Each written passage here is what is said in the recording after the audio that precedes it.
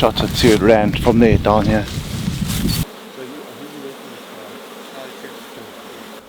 Unfortunately, what we're looking at here is a female rhino carcass. She was poached yesterday. This is the 6th one on our reserve and 16 in our area with our adjacent properties, over 100 in the province. We've never seen anything like this before. The poaching is outrageous. Guys are coming in the middle of the day, very brazen. Our anti-poaching teams are worked off their feet, working all day, all night. The situation is severe.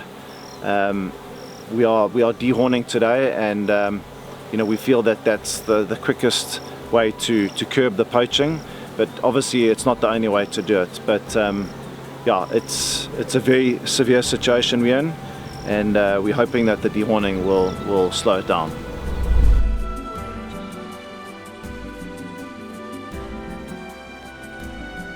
So this is our first morning of dehorning here at Mpilo Nature Reserve. This is it's a very unusual project that we are going to be doing here. We're looking at 50 to 60 rhino, black and white rhino mixed together. A project of this size is very unusual and not common, but obviously with the pressure of all the rhino poaching, it's something that has to be done. There's a lot of people involved. There's a vet, his name's Trevor Yun, very experienced, chopper pilot Jason Fisher and his team. We've got guys out spotting, looking for rhino. And it all is a very important part of the dehorning process. Everyone has a very specific role. These guys know what they're doing. It makes the process very clean and efficient. But yeah, we've got a big task ahead of us, and probably 4 or 5 days. Yeah, we're looking forward to it, and hopefully this is going to alleviate the poaching pressure that's on us at the moment. I want to bring him through there. Okay, copy. Just come down all the way down to the road. Yep. Good, you got a Dodger? Stay at home now. Thanks for your turn around. Come towards you then. So basically what we're doing here is we've darted a cow and a little calf. The process is you obviously dart it from the chopper. Once they go down, you cover their eyes, cover the ears. We take off the front and the back horn. We take DNA samples of that. We also notch their ears. This is a good way to identify the rhino in the future, as we don't know exactly the numbers that are on here. So yeah, it's a great way to deter poachers, obviously by taking off the horns. Okay, so I'm the veterinarian that's doing the darting and the anesthesia. And basically, yeah, we just need to monitor them, make sure the blood pressure is good, breathing's good, they're not going too deep, they're not too light, they're not going to injure somebody. If they've run very far and they're getting too hot, then you pour water, and as long as you've got a breeze, that will cool them down nicely, because you need that evaporative cooling. So dehorning has proven to be a very successful measure to implement to try and curb rhino poaching.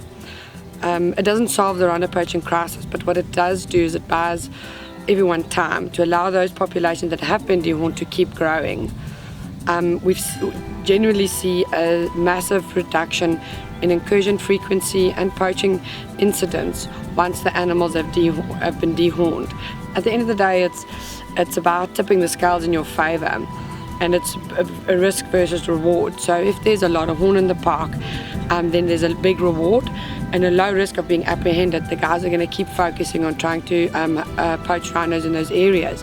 Whereas if you dehorn those animals, there's very little reward, and you increase your anti-poaching efforts, high risk of being apprehended, you've tipped the scales in your favor, and it allows those populations to grow and reduces the number of animals being lost to poaching.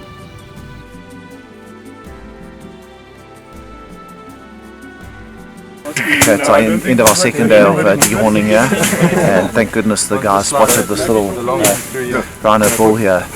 It's from the female that was poached 3 days ago, so he's been out on his own for 3 days.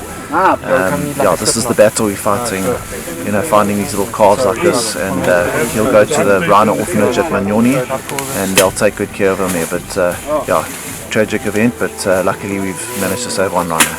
One, two, three. Push up, push. Let it roll.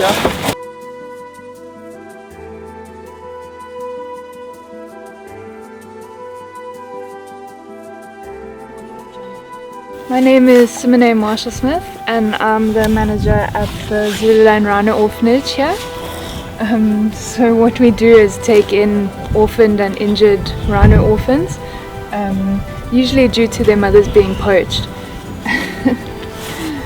This little one is super cute. She's 2 months old and she's super needy, so she needs attention 24/7 because she doesn't have a rhino friend yet. Yeah, so last night we got a new rhino orphan from Impilo. He's actually next door here. He's a bit of an older calf, so he's more difficult to work with. It's going to take a few days for him to settle down, but hopefully we can gain his trust and then introduce him to some other rhino friends so that he can have a happy life here until he's ready to be released back into the wild. So what started off as a very ambitious project ended up being a great success. In 4 days we managed to dehorn 30 white rhino and 12 black rhino. 5 days after we had finished, we unfortunately lost a rhino, one that still had a horn on and one that was dehorned. It's very obvious that we have to have a multiple prong approach to this anti-poaching effort that we're doing. The dehorning is just one part of the puzzle. But as we've seen with the rhino that got shot that had already been dehorned, we need to do more. So we've decided to bring in a private security group which will be on the property 24/7. They started about a month ago, and we also plan on bringing in a pack of hounds so that when we need to react to an insurgence, we have dogs that can track them down, which has proven to be very successful in the Kruger National Park.